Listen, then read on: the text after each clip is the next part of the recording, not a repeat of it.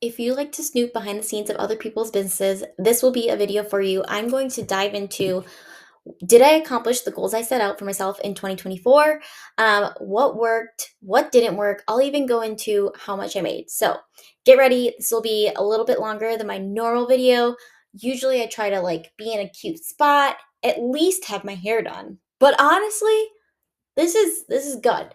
So my biggest struggle of 2024 was definitely figuring out the balance between being a stay-at-home mom, not being a stay-at-home mom, getting childcare, how much childcare do I need to run my business successfully? And this has been ever evolving. I feel like every three months I'm like, oh, I need one more day of daycare. Oh, I need one more day.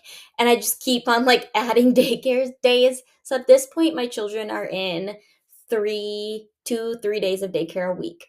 Um, and I honestly think I might up it again. So there's that. So that's something that worked, increasing daycare. Something else that worked really well for my business was therapy once a week. I know that might not seem business related, but it's something that was a step outside of my comfort zone, and being able to bounce ideas off of my therapist. I also have a really great community of girls, which I will go a little bit into that as well. But having a therapist who's completely removed from my business, who can just look at it very objectively, has been really helpful. The other thing, again, kind of self-care related, but running 30 to 40 miles a week has been very good. I know that might seem like a lot to some of you, but I used to run 60 to 80 miles a week. So 30 is kind of my capacity at this point with a 1 and a 2-year-old. Um, so yeah, that worked really well. And I'll link below how I set up my business goals. But when it comes to my business goals, I use the Cultivate What Matters planner. And that's kind of a portion of setting up my business goals, is really setting up my life goals and what do I want my life to look like. And thankfully, my business is a part of that, right? So I'll link that below if you want to learn more about goal setting from a Enneagram 3 lover of goal setting person. Okay, what did not work in 2024? I really wanted my courses to be evergreen. I've tried for a long time I created my SEO course, I think in 2020. I created my Squarespace DIY course 2021. And I've been trying to make them evergreen because I hate live launching. It just stresses me out. And I purchased a very expensive program. And I it kind of made the promise of using psychology and creating your program to be on evergreen and be successful. Um, I dove in, I gave it my all for 9 months of the year, and I had a $0 return on my investment.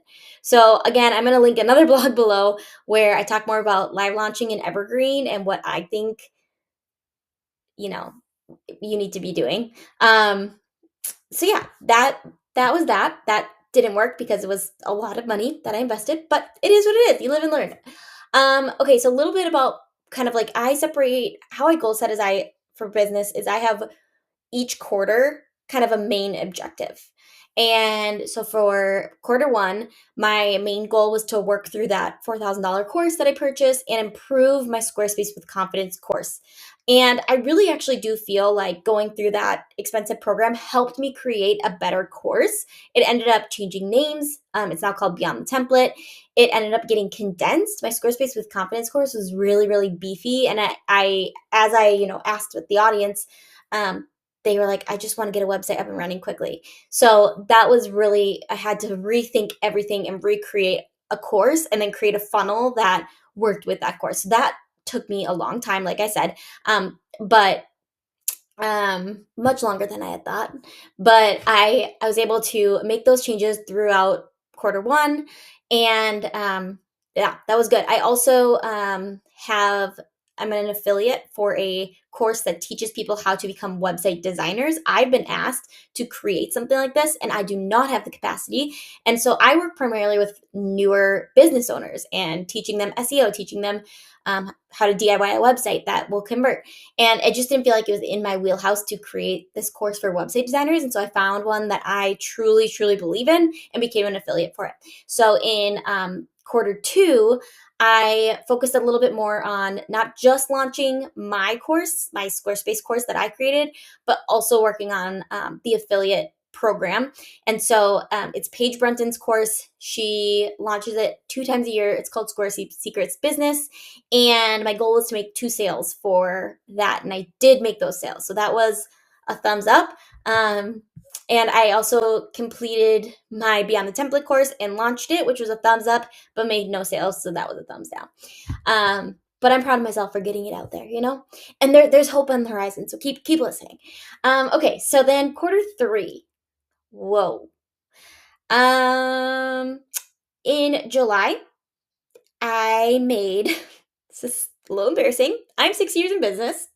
I made $1,536 total in July.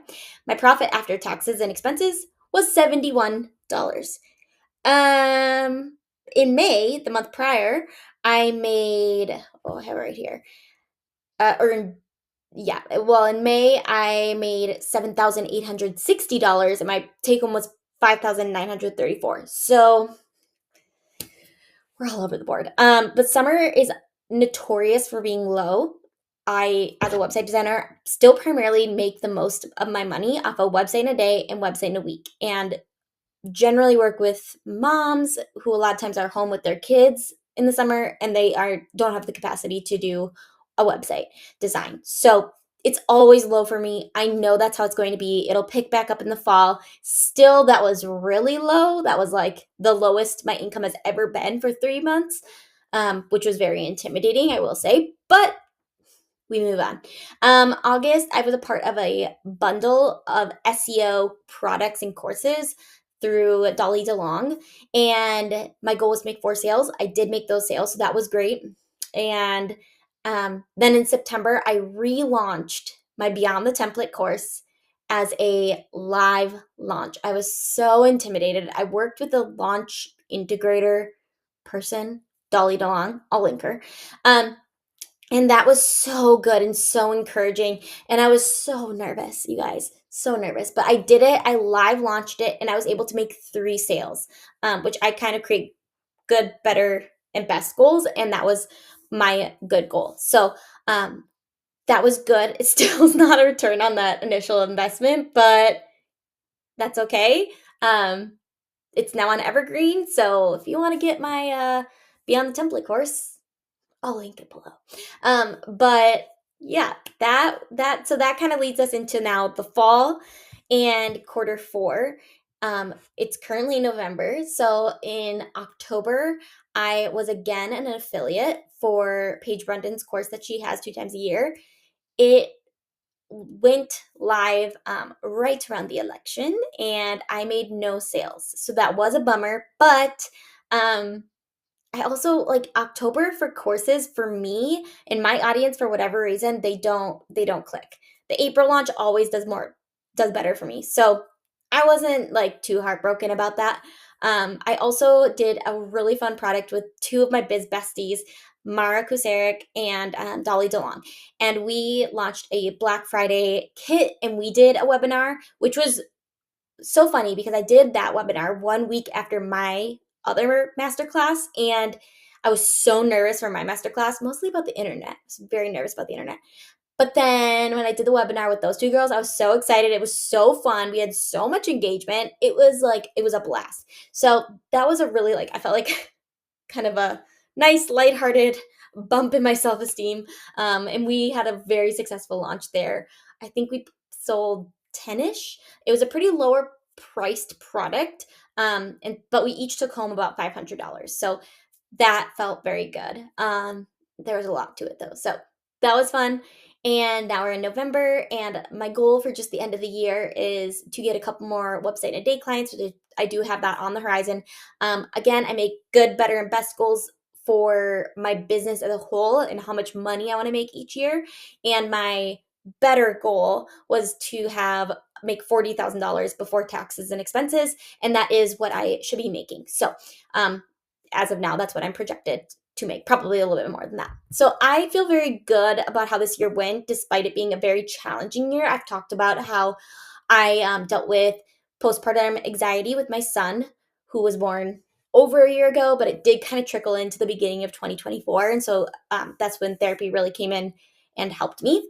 Um, but yeah, I feel like overall it was a really good year. I think next year, as I look to what do I want to change, what do I want to continue with doing, I love website a days. It works really well with my energy. I will say that it's a very specific um, service. Like you really need to have it honed in what you desire.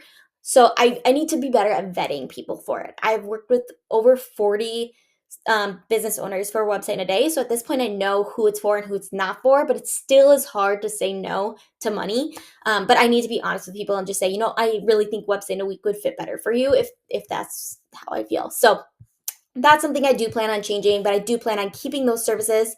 Um, and then the other thing that I plan on changing next year is if I'm wanting to spend a lot of money, I don't plan on doing it through a course or a program.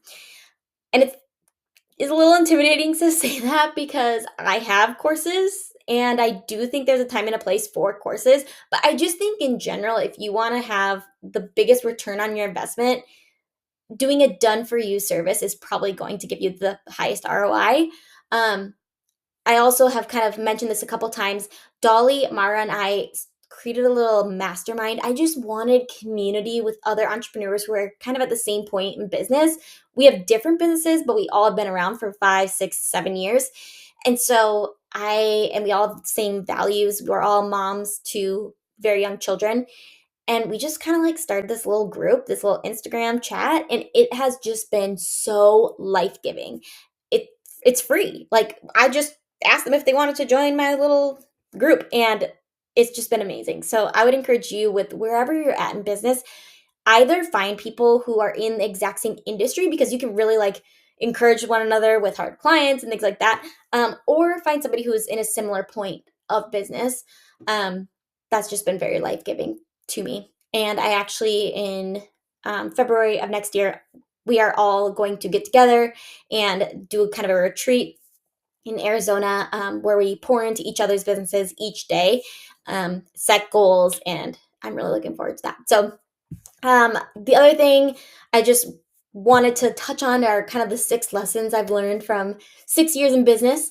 And the first thing is if you're feeling burnt out, hold on a little bit longer. I have definitely been there to the point where I interviewed at multiple jobs, got a job, full time job, then realized I don't know if I want to do it full time. I still like having my freedom. Asked them if they could do it part time. They complied. Asked for more money. They complied. And then I turned them down. Like, I really, really thought I was going to be leaving my business behind back in like 2023. And so all that to say, not that you shouldn't do that, but and I think if you find the perfect fit of a job that you're like, this is my dream job, of course go and take it. There's nothing like there's not the ideal environment. Like being an entrepreneur isn't the perfect thing. Having a 9 to 5 isn't the perfect thing.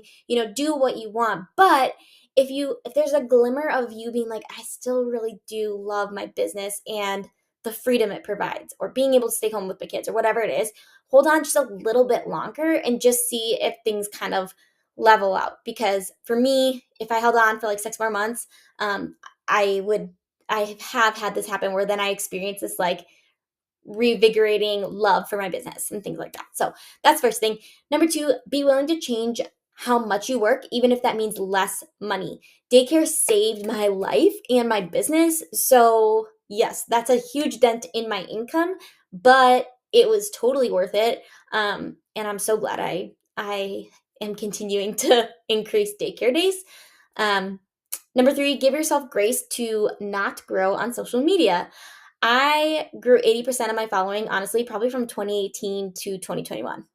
So if you look at my following, you're like, wow, she has a good following. Or maybe you look at it and you're like, wow, she has a terrible following. Either way, just realize it hasn't been done in the past couple of years. I just think social media is really hard right now. It's hard to grow. And so, yeah, keep that in mind. And also just remember that I've seen this time and time again. It's not a direct correlation for who has a big social media following makes a ton of money, or like there's so many entrepreneurs who have tiny social media followings and are making 6 figures a year. Like you don't need a social media following to have a successful business. I would definitely say investing your time in optimizing your website for search engines is definitely more worth your time.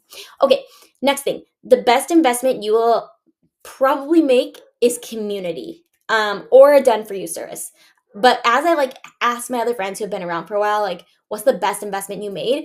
A lot of times it wasn't those high ticket courses. Sometimes it was, but not usually. And a lot of times it was just community related. So whether that's like a monthly membership, there's some really great ones out there, or having like a service that really changed the game, like a new website or whatever. Like those are usually what I hear being more worth your investment. So just, toy around with that idea. Number 5, who you know is still very important, even in this like entrepreneurship space. I think we hear a lot in like, the 9 to 5 corporate world, like it's who you know and not what you know. And that actually still really does matter in our world.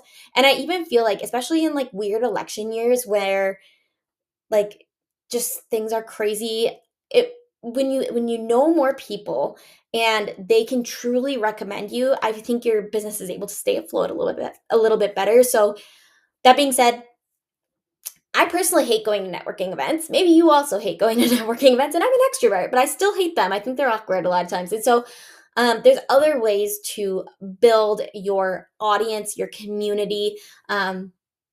Just think about that. Okay, number 6, there is nothing wrong with choosing a DIY route and having slower growth. That is what I chose. I had no kids initially in my business, and I could do it all. I had time.